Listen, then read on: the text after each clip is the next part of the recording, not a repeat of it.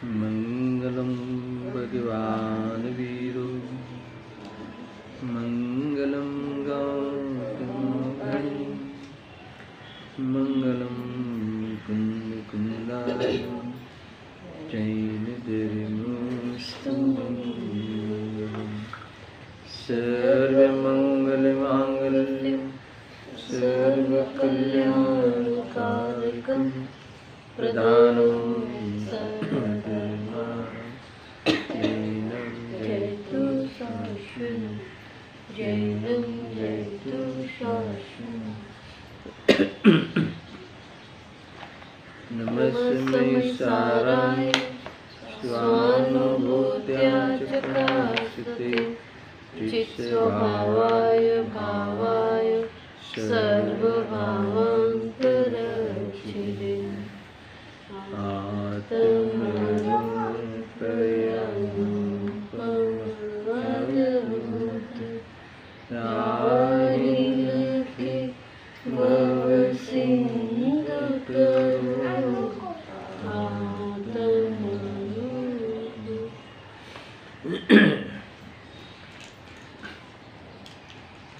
समय सार बंद अधिकार गाथा 270। आदि दिवसान विध विध अर्थ ते नहीं जीनहि को शुभ अशुभ कर्म अनेक से मुनिराज वे नहीं लिप्त हो। टीका का जो पहला विभाग है वो समाप्त हुआ था। पहला पहलू यानी पहली पंक्ति के आधार से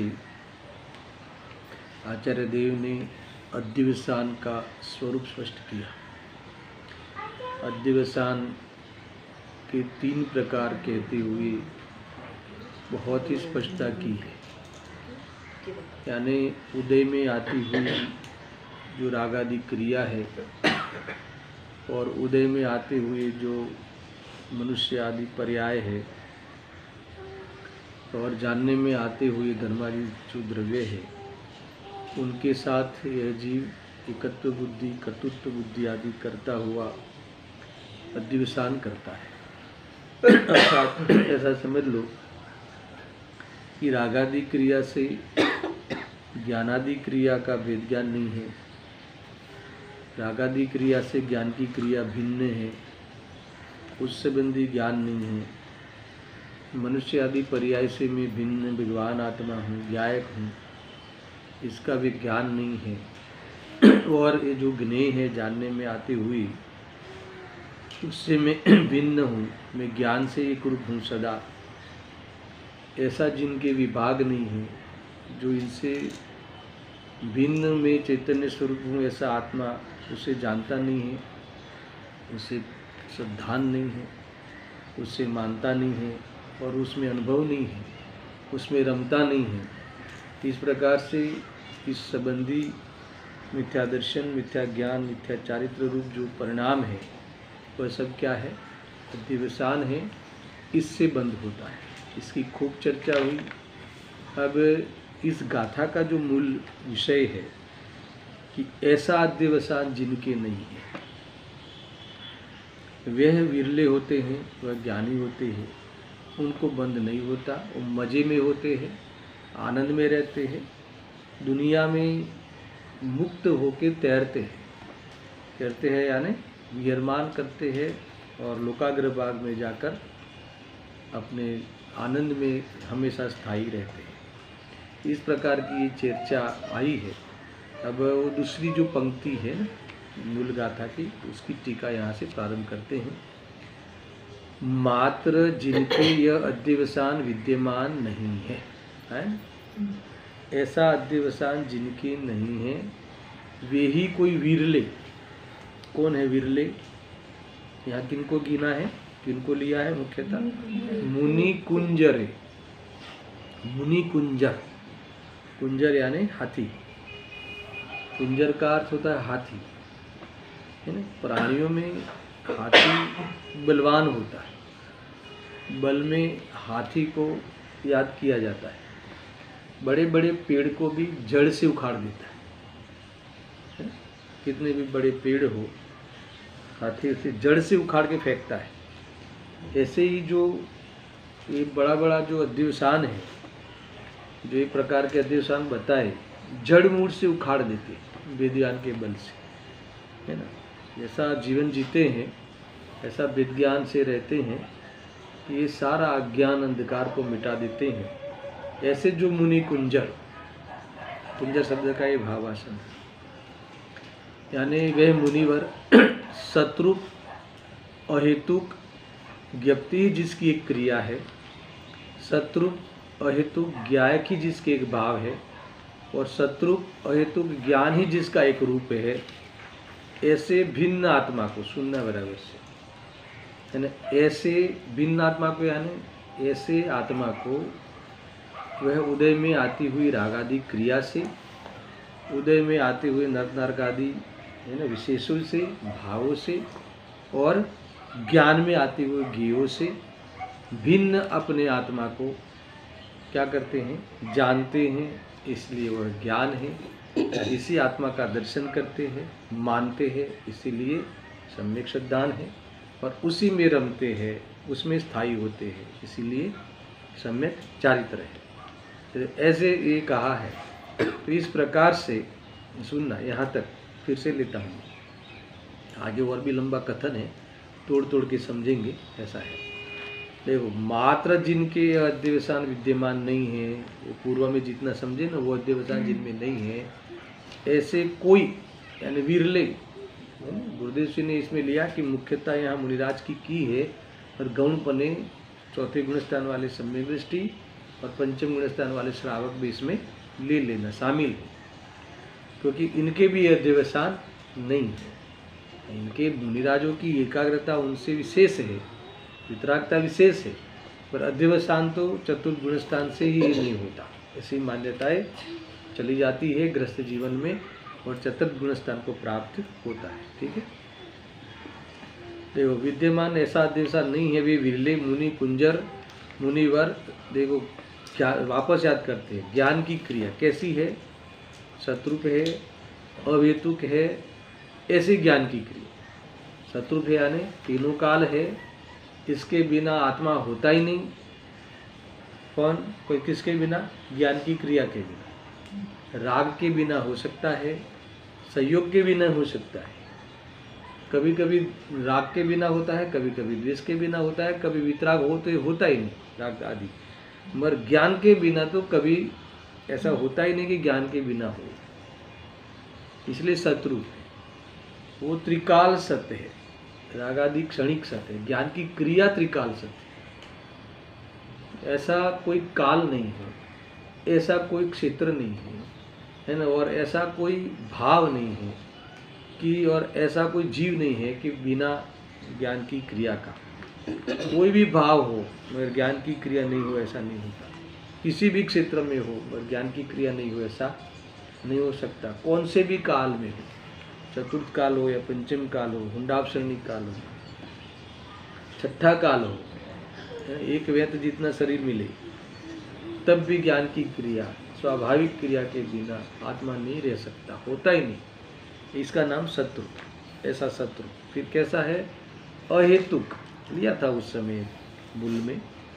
अहेतुक क्या है, जिसका कोई कारण नहीं है, यानी ज्ञान होता है क्योंकि स्वाभाविक है, इसलिए इसका कोई हेतु नहीं है। ऐसा, ऐसी जो ज्ञान क्रिया, अब ये सारे विशेषण ज्ञान क्रिया में भी लगाया। और ऐसा कौन है ना, जिसके एक ज्ञायक भाव, ऐसा ही शत्रु हेतु ज्ञायक ही जिसके एक भाव है ना, ये भी बताया। और ये विशेषण और किस में लगाए, और शत्रु हेतु ज्ञान ही जिसका एक रूप है।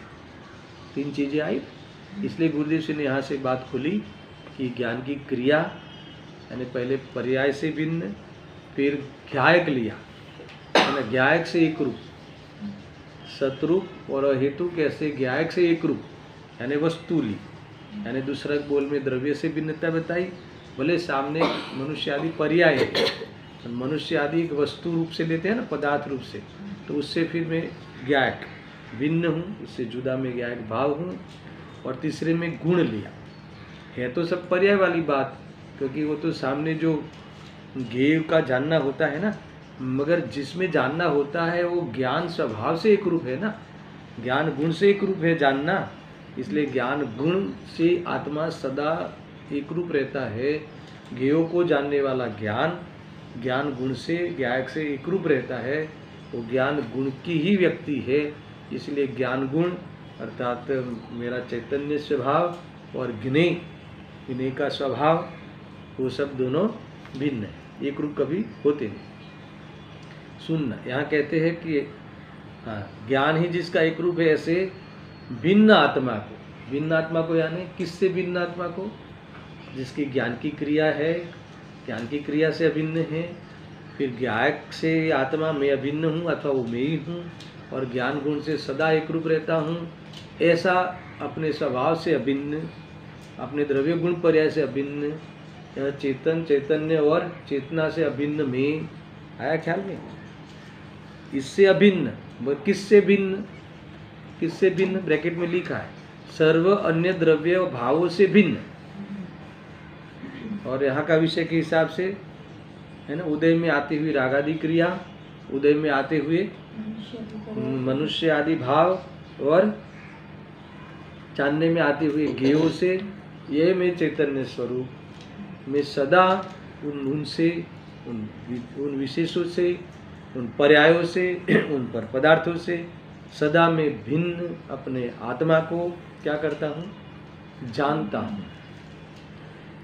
हूँ, मानता हूँ और रमता हूँ।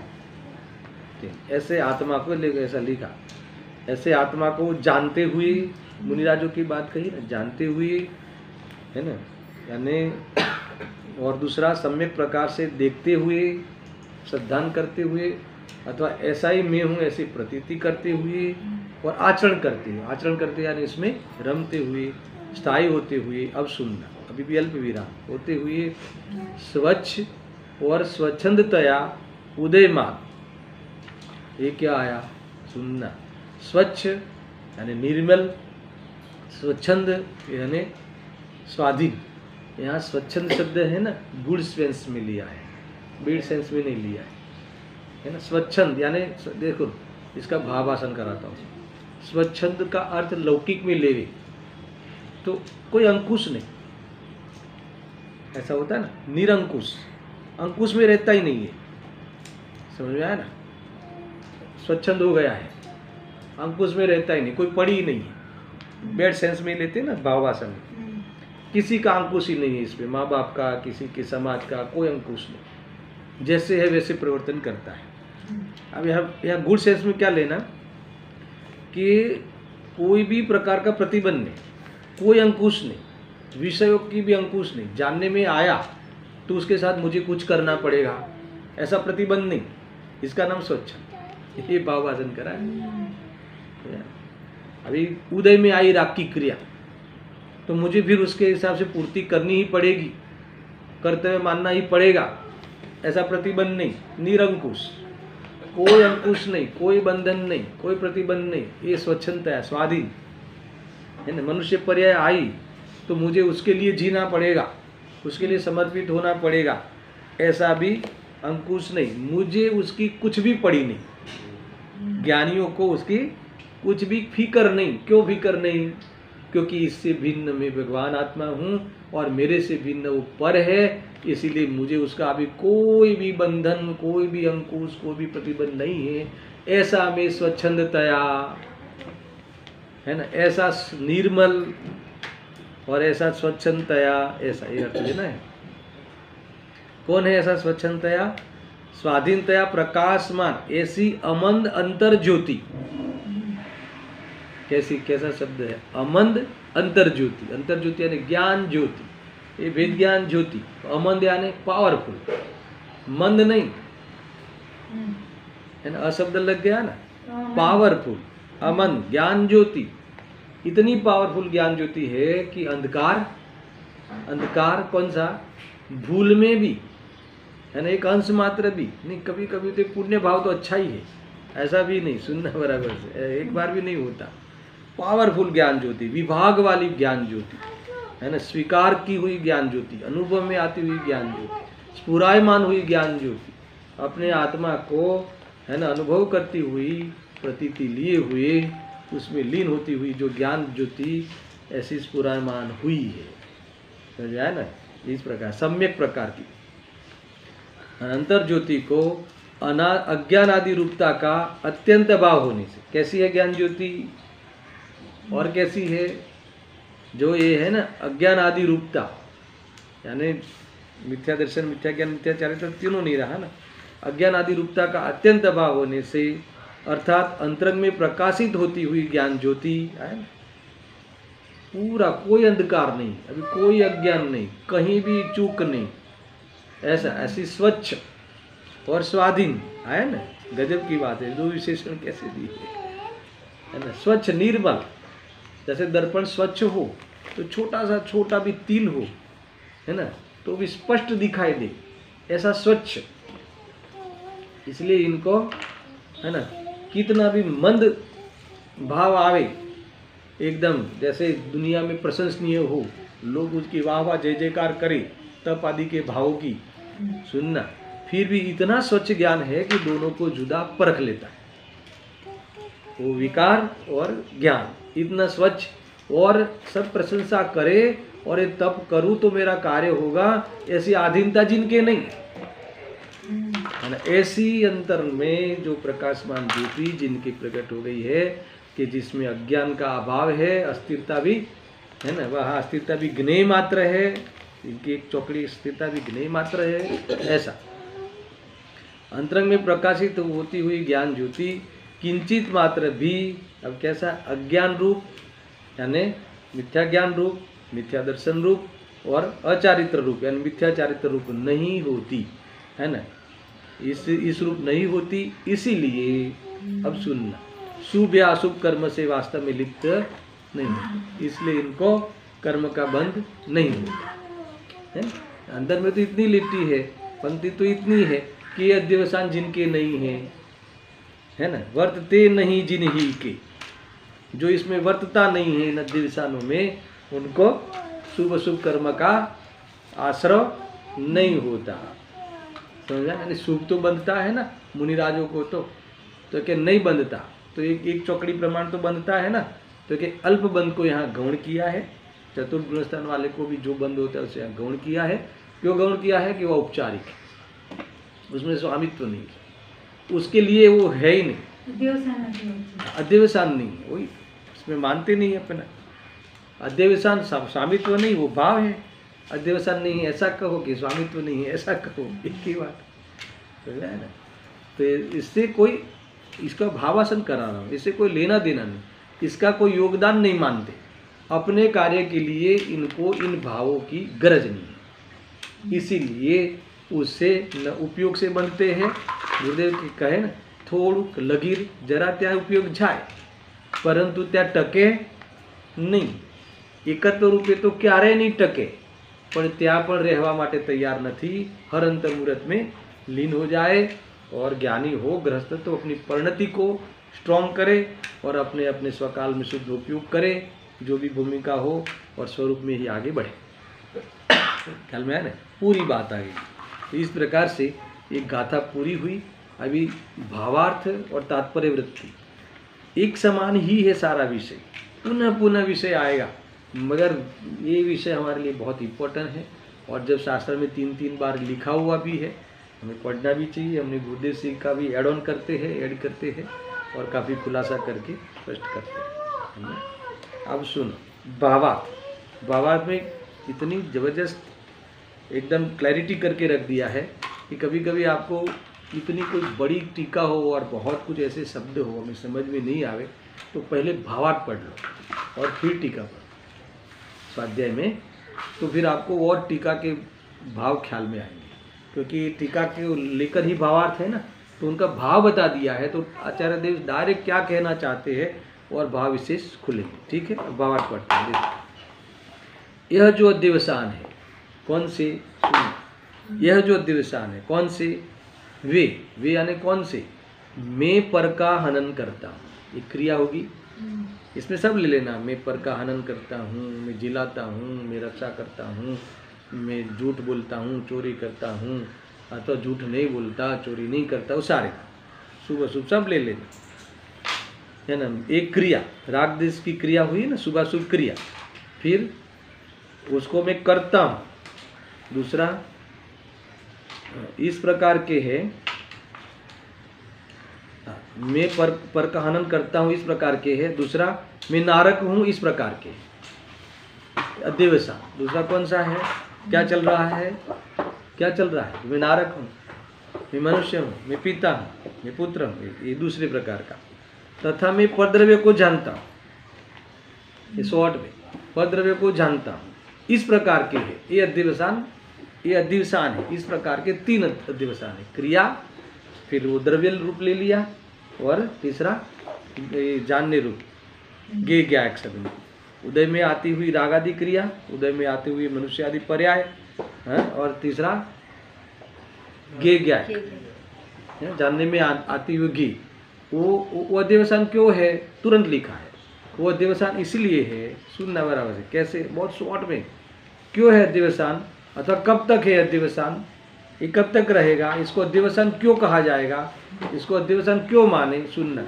क्योंकि वे यानी कौन, ये तीन प्रकार वे अध्यवसान, जब तक आत्मा का और राग आदि का है ना, ज्ञप्ति क्रिया और राग की क्रिया का, आत्मा का यानी ज्ञायक भाव का और नारकादि कर्मोदय जनित भावों का, तथा आत्मा का और गेरूप अन्य द्रव्यों का भेद न जाना हो, ये अध्यवसान कब तक है, अथवा ये अध्यवसान क्यों है, कि जब तक है ना रागादि क्रिया अध्यवसान नहीं है, सुनना, रागादि क्रिया मिथ्यात्व नहीं है, मनुष्य पर्याय मिथ्यात्व नहीं है, गे जानने में आते हो मिथ्यात्व नहीं है। मेरे तीनों को अध्यवसान क्यों कहा, कि जब जब अथवा जब तक यह जीव उस रागादि क्रिया और आत्मा के साथ ज्ञान की क्रिया का भेद नहीं जानता, तो मनुष्य आदि पर्याय और ज्ञायक भाव का भेद नहीं जानता, सुनना, और वो जानने में आने वाले ज्ञेय और ज्ञान दोनों को भिन्न नहीं जानता, तब तक ये अध्यवसान कहलाएंगे। अध्यवसान रहेगा तब तक ये संसार में रहेगा, तब तक ये रखड़ेगा, भटकेगा, दुखी होगा, समझ में आया। अब इसके साथ और बात ले लो, कि मान लो कि अगर किसी को वेद ज्ञान हो, रागादि क्रिया हो, भले क्रिया हो, भले, सुनना, ज्ञानी की बात ले रहा हूं, भले भूमि का अनुसार रागादि क्रिया हो, ग्रस्त हो तो शुभ शुभ भाव भी हो, भोग का भाव भी हो, समझ में आया।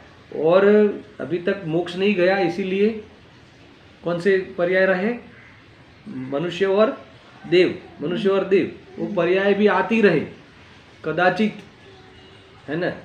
पूर्व में बंद किया हो, जब पहली बार सम्यक दर्शन हुआ उससे पहले नरक का बंद किया हो तो नरक में भी दिखे, सुनना। और तीसरा गे ज्ञायक से तो बचेगा ही नहीं, गे ज्ञायक तो हमेशा रहेगा, आगे जाके तो सर्वज्ञ और आत्मा ज्ञायक कैसा होगा, है ना, केवल ज्ञान में तो। मगर ज्ञेय और ज्ञान का भी प्रसंग कभी कभी बने, निरंतर बनता रहे, फिर भी उसको अध्यवसान नहीं है। ये बात मुझे समझानी थी, क्यों नहीं है अध्यवसान, नहीं यानी बंद नहीं है, दुखी नहीं है, नहीं रखड़ेगा, निजरा है, संवर है, निजरा है, मोक्ष का अधिकारी है, मोक्ष मार्ग में चल रहा है। ये सब होना अलग बात है, मगर उसके साथ संबंध मानना अलग बात है। दुनिया में गृहस्थ जीवन में पत्नी का होना अलग बात है, पत्नी का होना मिथ्या दर्शन नहीं है, पत्नी को जानना मिथ्या दर्शन नहीं है, मगर उसके साथ एकत्व करे, वेद ज्ञान नहीं करे, उससे अपना आधार आदि माने, जानने में आने वाले ज्ञेयों के साथ कुछ न कुछ कल्पनाएं करे, तो फिर क्या है अध्यवसान। मगर जिनके अध्यवसान एकत्वादि नहीं हो, तो ये सब होते हुए भी अध्यवसान नहीं रहता, मगर ये सब अध्यवसान तब तक रहेगा। कितना आपको फ्री कर दिए कि भी बाहर के सहयोगों को हटाना हो, या फिर बाह्य में कुछ कुछ करना हो, ऐसा नहीं। क्या हटाना है ना? अध्यवसान को मिटाना है। अध्यवसान कैसे मिटी? वेद ज्ञान से, समझ आया ना? यही है बस। वेद ज्ञान कैसे करे, किसके आधार से करे? तो किस शास्त्र के माध्यम। हम वेद ज्ञान की प्रवृत्ति का हमारा प्रमाण क्या होगा? प्रमाण क्या होगा? सबसे पहले प्रमाण जिनवाणी होगा। फिर भी जिनवाणी का प्रमाण से होने वाला वेद ज्ञान स्वाध्याय कहलाएगा। उससे मोक्ष मार्ग नहीं मिलता। मोक्ष मार्ग में पूर्व में होने वाली क्रिया तो किससे होगा? है ना? प्रमाण क्या होगा कि तुम्हारा अनुभव से प्रमाण होगा। तुमने युक्ति के द्वारा, है ना, उदाहरणों के द्वारा तुमने प्रमाण, अनुभव में प्रमाण कर लिया, प्रतीति से प्रमाण कर लिया, तो अध्यवसान नहीं होगा। अभी ख्याल में देखो, सारी बातें मैं एक साथ में कह देता हूँ तो कह के अच्छी बात है, हम तो वेद ज्ञान करेंगे। बोलो वेद ज्ञान है हमें तो तुम्हें वेद ज्ञान आता है, वेद ज्ञान है नहीं। इसका अर्थ क्या? वेद ज्ञान आवड़े छे એટલે મને પણ વેદ જ્ઞાન આવડે છે। इसका अर्थ क्या कि मैं भी वेद ज्ञान के अनुसार बोल सकता हूँ, वेद ज्ञान का विषय में बोल सकता हूँ, वेद ज्ञान के विषय में बता सकता हूँ। तो क्या बोलना बताना बात नहीं है, वेद ज्ञान होना चाहिए। समझ आया कि नहीं? ये वाली बात है, गजब की बात है भाई, समझे? क्या आया? हाँ, तो यहाँ जब तक ये आत्मा का और ये रागादि क्रिया का, आत्मा का और नरकादि पर्यायों का, आत्मा का और ज्ञेयों का जब तक वेद नहीं जानता है तब तक ये अध्यवसान रहता है। ये अध्यवसान रहते हैं, विश्व भर की परेशानी रहती है।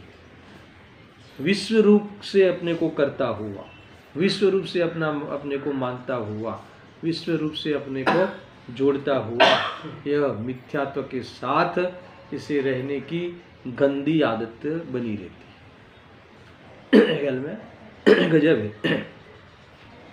अब सुनना, अब वो दूसरी पंक्ति का नहीं, अभी भी है। वे वेद ज्ञान के अभाव के कारण, आया ना, इसमें लिखा ही है लाइन से, है ना। देखो ऐसा है कि मैं परद्रव्यों को हनन करता हूँ, मनुष्य आदि पर्याय मेरी है अथवा वो मैं हूँ, अथवा मैं परद्रव्यों को जानता हूँ। ये अध्यवसान कब तक रहेगा? ये अध्यवसान क्यों है? क्योंकि ज्ञेयों के साथ, राग आदि पर्याय के साथ और मनुष्य आदि पर्याय के साथ वेद ज्ञान नहीं है, तब तक रहेगा। अभी आप आगे कहते हैं कि ये इसके साथ, ये लिखा ना, वेद क्यों नहीं जानता, इसके साथ भिन्नता क्यों नहीं जानता? क्योंकि इसे वेद ज्ञान नहीं, आगे लिखा।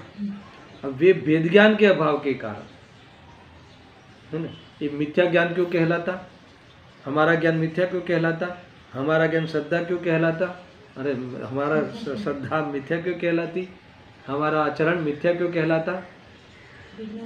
क्योंकि वेद ज्ञान का अभाव। ज्ञान तो छे पण शुं नथी? वेद ज्ञान नहीं, है ना। समय सार की गाथा में हमेशा लेता हूँ, ज्ञान तो छे पण वेद ज्ञान नहीं, विवेक नहीं, है ना।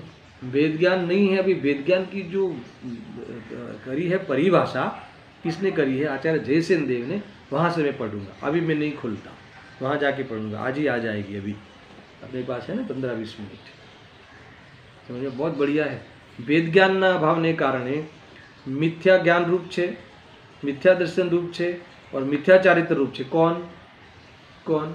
अध्यवसान। ये जो हमारे अध्यवसान है ना, ये जो हमारी मान्यताएं है, ये जो हमारे शुभाशुभ विकल्प है, वो कैसे, वो क्या है? सब मिथ्या ज्ञान छे, मिथ्या दर्शन छे, मिथ्या चारित्र छे। क्यों? क्योंकि वेद ज्ञान का अभाव है। क्यों? क्योंकि चैतन्य स्वभाव में हूँ ऐसी, परद्रव्य से भिन्न में हूँ ऐसी प्रतीति नहीं। इसलिए ये सारा तुम्हारा जो भी तुम पूजा पाठ करते हो, करोड़ों का दान देते हो, तुम तप तपते हो, अरे तुम मुनि दशा लेके बैठे हो, तुम बाह्य में 28 गुण का निरतिचार पालन करते हो, तो भी तुम मुक्ति के मार्ग में नहीं हो, तो भी मिथ्या दृष्टि हो। बात खत्म हो गई। जब तक तुम चैतन्य रूप में हूँ, इससे मैं भिन्न हूँ, ये नग्न है वो मैं नहीं हूँ। समझ में आया ना? मैं तो चैतन्य स्वरूप हूँ। मेरा ज्ञान वास्तव में राग आदि से निवृत्त नग्न है। समझ में आया ना। ज्ञान मेरे स्वभाव में मग्न है, ऐसा मुझे फीलिंग नहीं आवे, ऐसा भाव भाषण नहीं होवे, ऐसी प्रतीति नहीं होवे। अरे ऐसा नक्की भी नहीं करे तो स्वाध्याय नहीं, और ऐसा नक्की करके प्रतीति नहीं करे तो मोक्ष मार्ग भी नहीं, और प्रतीति करके स्थिरता का पुरुषार्थ नहीं करे तो मोक्ष तक नहीं जाएगा जल्दी, तो मोक्ष नहीं पहुंचेगा तब तक। बहुत कुछ बातें हैं सारी, इतना सरल है। देखो अब वो दूसरी पंक्ति, वे अध्यवसान जिनके नहीं हैं वे मुनि कुंजर है। मुनि कुंजर है यानी वो मुनि है। ये अध्यवसान नहीं है वो सच्चे मुनि है, वो मोक्ष मार्गी है, वो ज्ञानी है। ऐसे अध्यवसान नहीं है तो तुम सर्टिफिकेट दे दिया मोक्ष मार्ग, तुम मोक्ष मार्गी हो। किसने सर्टिफिकेट दिया? भगवान ने। अगर तुम्हारे अध्यवसान नहीं है तो तुम बराबर से मोक्ष मार्ग में चल रहे। और ऐसा अध्यवसान है तो समझ लो फिर बाद में तुम ज़्यादा ये है ना, बहुत बड़ाई मत करना। मैं तो 2-2 घंटा पढ़ता हूँ, 4-4 घंटा पढ़ता हूँ, मैं तो ये करता हूँ, मैं तो पढ़ाता हूँ। समझ में आया कि नहीं? तो तुम पढ़ाते हो कि मिथ्यात्व करते हो? पढ़ते हो कि मिथ्यात्व करते हो? क्या करते हो? अगर तुम्हें ये अध्यवसान है तो फिर तुम पढ़ाते नहीं, मिथ्यात्व करते। अगर ये अध्यवसान नहीं है तो तुम पढ़ाते हो, उसका व्यवहार कहा जाएगा, या तुम पढ़ते हो इतना व्यवहार कहा जाएगा। और वो व्यवहार भी कैसा है? जाना हुआ प्रयोजनवान होता है ना पूरी बात। वो जाना हुआ प्रयोजनवान होता है, उसमें कोई जाना हुआ प्रयोजनवान इसका अर्थ कि उसमें किसी भी प्रकार का लाभ मानता नहीं है। नहीं लाभ मानता हुआ निश्चय का ही आश्रय ज्ञानियों को होता है। आप इसको अगर ध्यान से लो तो बहुत गाथाएं आ गई इसमें। छठी आ गई, कल भूपेंद्र भाई से चर्चा हो रही थी कि इसमें सब गाथाएं आ जाती है। 15वीं आ गई है ना, 19वीं आ गई, कौन सी गाथा बाकी रहेगी? यानी इतना अद्भुत है ये गाथा, समझ में आया ना। ऐसा है, देखो ऐसे अध्यवसान जिनके नहीं है वो कौन है? मुनि है। और ऐसे अध्यवसान है वो कौन है? ऐसा अध्यवसान है वो कौन है? मुनि तो है नहीं, है ना। भले मुनि बाह्य में हो तो भी मुनि तो है नहीं, ऊपर से मिथ्या दृष्टि, संसार मार्गी है। देखो आगे तो बहुत कड़क कठोर शब्द में लिया था मुनि राजों को, ऐसे जो अपने को स्वभाव से नहीं देखती, स्वभाव की दृष्टि नहीं। समझ में आया ना? तो वास्तव में वो अपना अहित करने वाले हैं। ऐसा देखो ऐसा है ना, वो पद में अगर वो पद में अगर मिथ्यात्व सहित हो तो अपना तो हित करेगा ही, मगर वो पद दुनिया का आदर्श होता है लोगों का, तो बाकी के जीवों के लिए भी अहित में निमित्त बनेगा। इतना बड़ा अपराध करता है क्योंकि वो धर्म के लिए एक बाह्य ऐसा पद है कि वो प्रेरणादायी पद है, अर्थात तो मार्गदर्शक पद है। अगर उसमें खुद में ही भूल हो और बाह्य में ही सिर्फ पालता हो, तो बाह्य में पालता हो तो सिखाएगा ऐसे ही, प्रेरणा भी ऐसा देगी, तब करो, है ना। व्यवहार बराबर पाड़ो, व्यवहार करता करता निश्चय प्रकट थी जैसे, व्यवहार करता करता निज रथ से। व्यवहार का निषेध नहीं कर रहा मैं, व्यवहार को धर्म मानने का निषेध। व्यवहार का निषेध तो शुद्धोपयोग में जाके करना ही करना है, बिना शुद्धोपयोग व्यवहार का निषेध नहीं होता। और स्वभाव की दृष्टि के बिना, है ना, व्यवहार कभी व्यवहार नहीं होता, मिथ्यात्व ही होता है। क्या कहा? क्या कहा? स्वभाव की दृष्टि के बिना, है ना, व्यवहार क्या होता है? व्यवहार नहीं होता और मिथ्यात्व ही होता है। स्वभाव की दृष्टि है तो उसका व्यवहार कहलाएगा, नहीं तो कुछ नहीं। आगे आने वाला है सारा, बहुत खुलासा होगा। वे आत्मा को सम्यक जानते हैं। अध्यवसान जिनके नहीं है वो मुनि कुंजर क्यों है? क्योंकि वे आत्मा को सम्यक जानते हैं। यानी आत्मा को सम्यक जानना, इसका क्या? आत्मा को सही जानना। सही जानना इसका अर्थ क्या? पर से भिन्न जानना, इसका नाम सही जानना। समझ में आया ना? हम आत्मा को भी हम भी जानते हैं आत्मा को, यानी अपने को। हम अपने को जानते हैं, मगर अपने को क्या जानते हैं? गलत जानते हैं। क्या जानते हो अपने बारे में? क्या जानते हो? बोलो, क्या जानते हो? अभी दूध का दूध, पानी का पानी हो जाए। कोई कहे क्या बात करते हैं, हम अपने बारे में नहीं जानते। बोलो ना, आप अपने बारे में क्या जानते हैं? या यही कहा ना, सम्यक नहीं जानते यानी अपने बारे में नहीं जानते, अपने को नहीं जानते। सम्यक जानते हैं ना, अपने को जानते। सम्यक नहीं जानते इसका अर्थ है कि अपने बारे में नहीं जानते। सम्यक जानना इसका अर्थ है कि अपने को जानना, अपने बारे में जानना। क्या जानना? तो क्या हम भी तो जानते हैं अपने को, तो हम जानते हैं तो हमको भी कहो ना, हम सम्यक जानते हैं। आप बताओ कि आप क्या जानते हो। आप ऐसा ही जानते हो कि मैं संकीर्त हूँ, हम ऐसा ही जानते हैं कि मैं मनुष्य हूँ। और क्या जानते हो? हम ऐसे ही जानते हैं कि हमने इतना जोरदार भाव किए, है ना, हमने ये समाज आया था तो हमने ये 2-4 प्रतिमाएं लिखा दी, है ना। हम वो है, हम कौन है? हम वो है कि बड़े बड़े मंदिरों को हम बनवाए हैं। तो कहते हैं कि तुम अपने बारे में जानते ही नहीं। समझा? फिर और थोड़ा बहुत बढ़ावे तो तुम जानते हो क्या अपने को? हम जानते हैं ना, हम कौन है? हम बिजनेस में मतलब 110 नंबर 110 नंबर में 1 नंबर में आते हैं, है ना। हम सुपर एक्सपोर्टर है, क्योंकि तुम तुम्हारे बारे में नहीं जानते, है ना। क्या हम जानते हैं ना? अरे हम समय सार जानते हैं, हम प्रवचन सार जानते हैं कि तुम आत्मा को जानते हो कि नहीं, तुम अपने को जानते हो कि नहीं।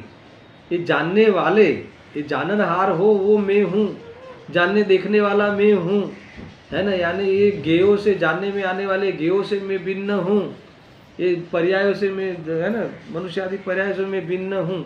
ऐसा तुम अपने को जानते हो, अनुभव करते हो, प्रतीत करते हो।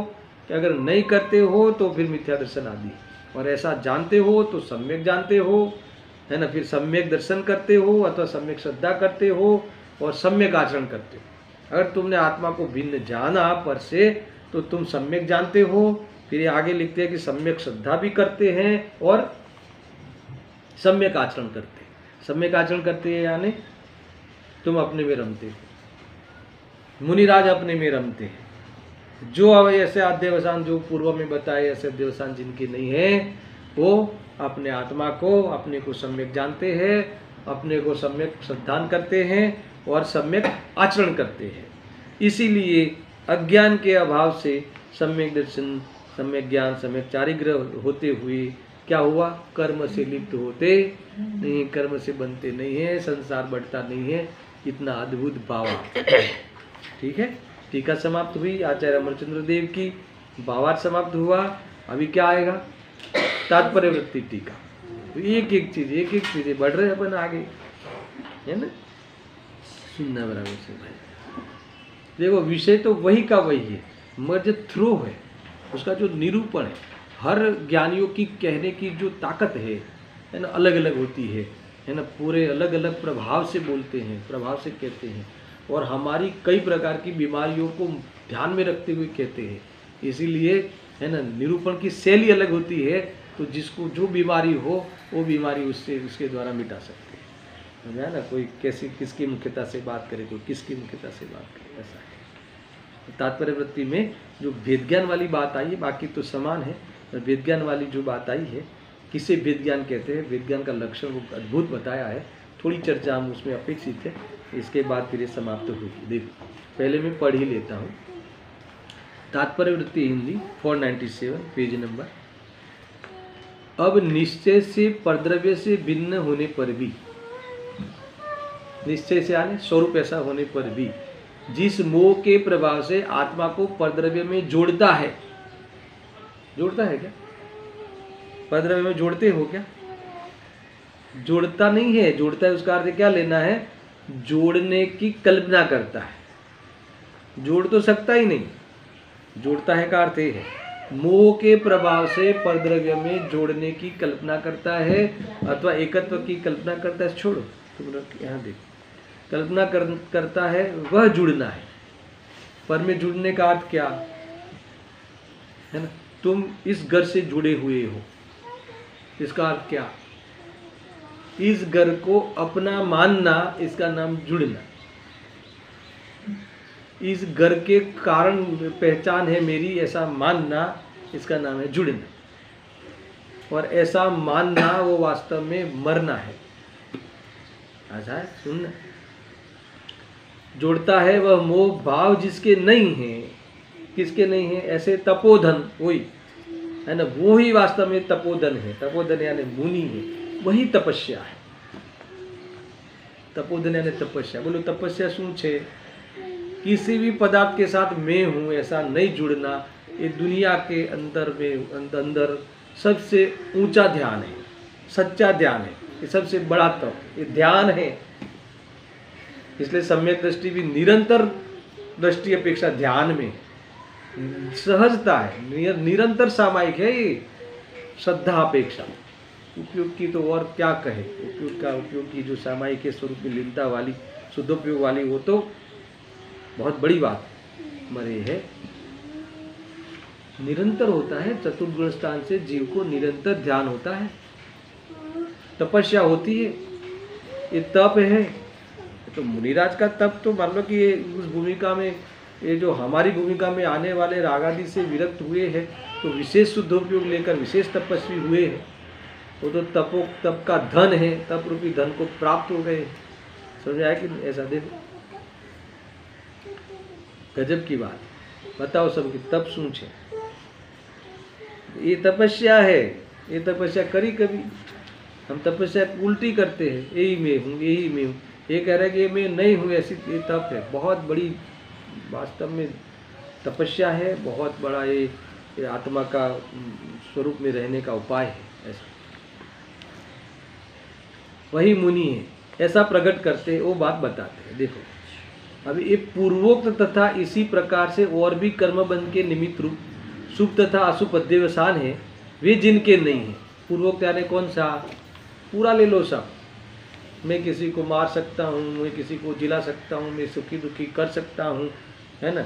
और दूसरा, मैं किसी को बंद कर सकता हूँ, मैं किसी को मोक्ष दे सकता हूँ, ये आया था ना पूरा। या फिर ये तीन जो प्रकार आए, वो रागादि उदय जनित रागादि क्रिया वो मेरी है, और ये मनुष्यादि पर्याय में वो ही मेरे भाव है, वही मैं हूँ, और जानने में आने वाले ज्ञेय उसको मैं जानता हूँ यानी, है ना, इसमें एक रूप मानता हुआ जानता हूँ। ये सारा अध्यवसान ये जिनके नहीं है, बस इतना है ना। पूर्वोक्त तथा इसी प्रकार से और भी कर्मबंध, ये सब कर्मबंध के निमित्त है। शुभ तथा अशुभ अध्यवसान है, ये सब अध्यवसान है। वे जिनके नहीं है, सुनना, वे मुनीश्वर शुभाशुभ कर्म से लिप्त नहीं होते हैं। ये मूल बात आई। अब इसका थोड़ा सा विस्तार करके इसको समेटते हैं। सुनना, इसका कुछ विस्तार यह है कि जिस समय, सुनना ये बहुत बड़ी बात, ध्यान देना इधर। जिस समय इस जीव को शुद्धात्मा से सम्यक श्रद्धा, सम्यक ज्ञान तथा सम्यक चारित्र रूप निश्चय रत्न त्रय वाला भेद विज्ञान नहीं होता। बहुत बड़ी बात है ये, सामान्य बात नहीं है। निश्चय रत्न त्रय वाला भेद विज्ञान नहीं होता, समझ में आया ना। ये निश्चय रत्न त्रय वाला भेद विज्ञान नहीं होता है उस समय मैं जीवों को मारता हूँ इत्यादि हिंसा के अध्यवसान, मैं नारकी हूँ इत्यादि कर्मोदय रूप अध्यवसान, और यह धर्मास्तिकाय है इत्यादि गेय पदार्थों के अध्यवसान को निर्विकल्प शुद्धात्मा से भिन्न नहीं जानता है। बहुत कठिन पंक्ति है ना, बहुत अद्भुत है, बहुत अद्भुत है। मैं बात बताता हूँ कैसे। सुनना कि आचार्य देव यहाँ कहते हैं, आचार्य जयसेन देव कहते हैं कि जिसको अध्यवसान नहीं है वो मुनि है, और इसलिए शुभाशुभ कर्म से लिपते नहीं, बनते नहीं। अभी कहते हैं कि उसका कुछ विस्तार, उसको मैं समझाता हूँ। जिस समय इस जीव को, है ना, इस जीव को शुद्धात्मा में के सम्यक श्रद्धा, सम्यक ज्ञान और सम्यक चारित्र रूप निश्चय रत्नत्रय वाला भेद विज्ञान नहीं होता। यानी भेद विज्ञान तो होना चाहिए, मगर कैसा होना चाहिए? यहाँ भेद विज्ञान को अकेला ज्ञान में नहीं लिया।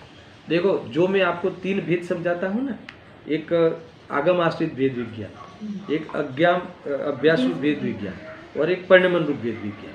तो यहाँ कहते हैं कि किसी को आगम आश्रित भेद विज्ञान हो, किसी को कदाचित अभ्यास रूप भेद विज्ञान में भी चलता हो, पर जब तक परिणमन रूप भेद विज्ञान नहीं हो,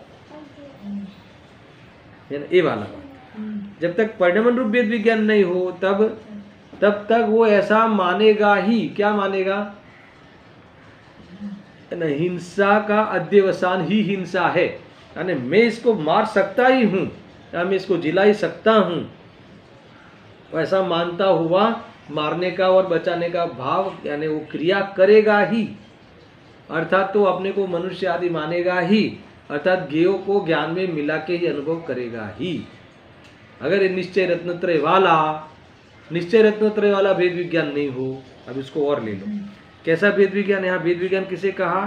खाली ज्ञान का नाम भेद विज्ञान नहीं है। यहाँ सम्यक श्रद्धांत, सम्यक ज्ञान और सम्यक चारित्र रूप जो परिणमन है उसे भेद विज्ञान कहते हैं, और उसको मैं खुलासा करता हूँ। यहाँ भेद विज्ञान किसे कहा कि परद्रव्य से भिन्न अपने आत्मा का, परद्रव्य से देह आदि से भिन्न अपने आत्मा को जानना और परद्रव्य से भिन्न अपने आत्मा को मानना। देखो भिन्न भिन्न शब्द तीनों में, और जो जानने में आते हुए ज्ञेय से भिन्न अपने ज्ञाय को अनुभव करना है ना।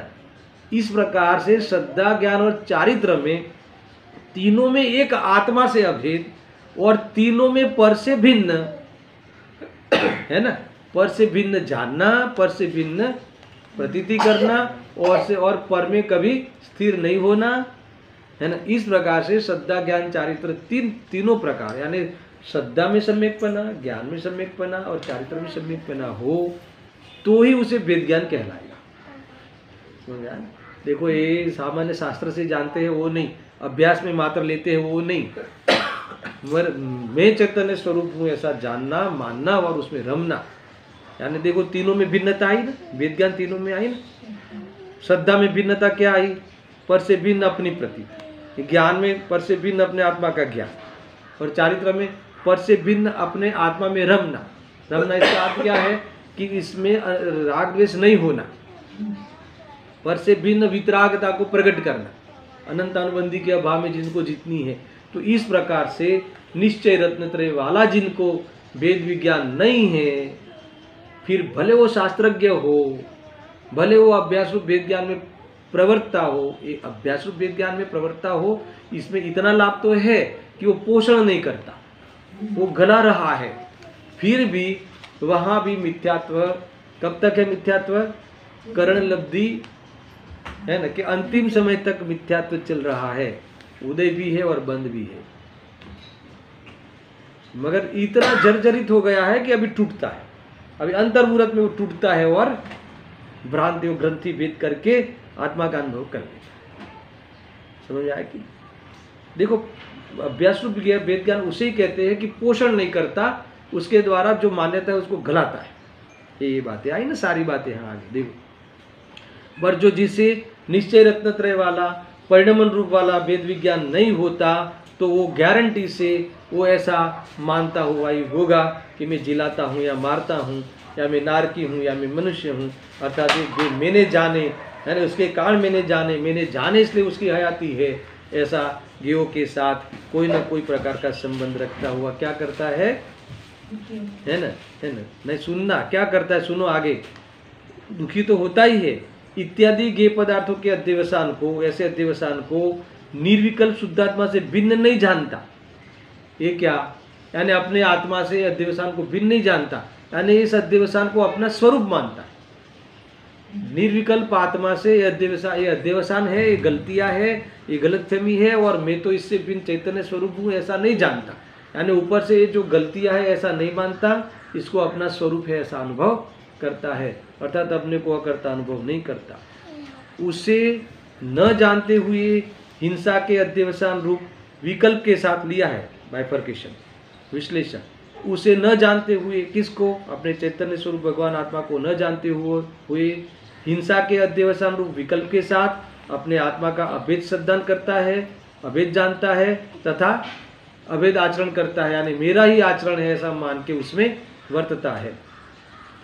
तब वह जीव मिथ्या दृष्टि होता है, मिथ्या ज्ञानी होता है तथा मिथ्या चारित्री होता है कि नहीं। इसीलिए उससे कर्म बंध होता है, यानी मिथ्यात्व से ही बंद होता है। बात यहाँ प्रूव हुई। जब फिर उसके पूर्वोक्त वेद विज्ञान होता है, कौन सा पूर्वोक्त ज्ञान है? कौन सा वेद विज्ञान? आगम आश्रित नहीं, वो तो गया, अभ्यास रूप मात्र नहीं, परिणमन रूप वेद ज्ञान होता है, निश्चय रत्नत्रय वाला वेद विज्ञान होता है, अथवा जो वेद विज्ञान में प्रतीति जुड़ जाती है और अनंतानुबंधी का अभाव होते हुए वितरागता का अंश जागृत हो जाता है, ऐसा जो रत्नत्रय रूप वेद विज्ञान होता है तो वह क्या है, सम्यक दृष्टि है, सम्यक ज्ञानी होता है और क्या होता है, सम्यक चारित्री होता है। इसलिए उसके कर्मबंध नहीं होता है ना पूरी भाषा। अब इन्होंने एक 24वीं एक और अतिरिक्त गाथा है ना, आचार्य कुंदकुंद देव के अलावा एक अतिरिक्त गाथा लिखी है, मैं पढ़ लेता हूँ, यही भाव है। देखो, जा संकल्प वियप्पो ता कम्बम पुनदीय सुह सुह जनयम अपसरुवारिद्धि जावन हिय परिफुरई। क्या कहते हैं, बहुत गजब की बात है। देखो कि ये जो जब तक ये आत्मा की रुद्धि प्रकट नहीं करता है ना, हृदय में ये वास्तव में रत्नत्रय को धारण नहीं करता, तब तक ये वास्तव में अध्यवसान को प्राप्त है। इतना ही बात करने वाले हैं। क्या कहते हैं, देखो, कितने काल तक ये जीव प्रभाव से अपने आत्मा को जोड़ते रहेगा, ये लिखा ना। अथवा हे भगवान मैं कब तक अज्ञानी रहूंगा, कब तक रहेगा, सुनना। कितने काल तक जीव प्रभाव को अपनी आत्मा में जोड़ता है, ऐसा पूछने पर कहते हैं कि जब तक संकल्प विकल्प है, जब तक ये संकल्प यानी मिथ्या मान्यता के साथ विकल्प है तब तक।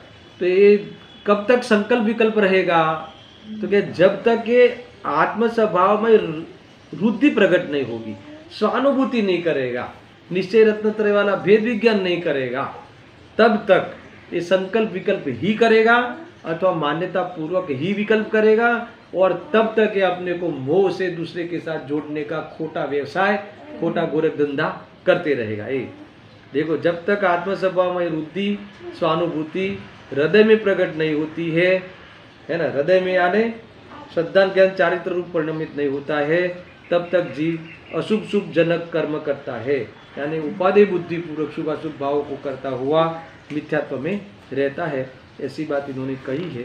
टीका में वही बात कही है, मैं सिर्फ पढ़ लेता हूँ। जितने समय तक यानी जब तक जीव बाह्य विषय देह पुत्र स्त्री आदि ये मेरे है, इस रूप संकल्प है ना मिथ्यात्व, ये संकल्प यानी मिथ्यात्व श्रद्धा का दोष, और अंतरंग में हर्ष विषाद रूप विकल्प, ये मेरे है ये मेरे नहीं है, तो कभी हर्ष कभी विषाद, इस रूप विकल्प भी करता है, तब तक वह अनंत ज्ञान आदि से समृद्धि रूप आत्मा को है ना हृदय में अर्थात श्रद्धा ज्ञान अनुभव में नहीं जानता।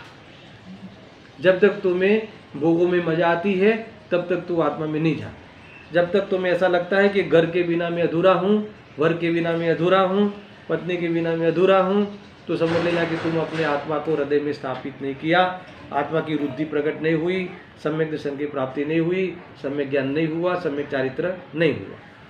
तो तब तक इतने काल तक इस प्रकार का आत्मा हृदय में प्रकट नहीं होता है, उतने काल तक शुभ अशुभ जनक कर्म करता है, ऐसा आशय है। तब तक ये शुभ अशुभ भावों का व्यापार संकल्प कर करके अपनी शांति को हणता है। ऐसी बात आचार्य देव ने कही है। ये तो जोरदार बात आई है।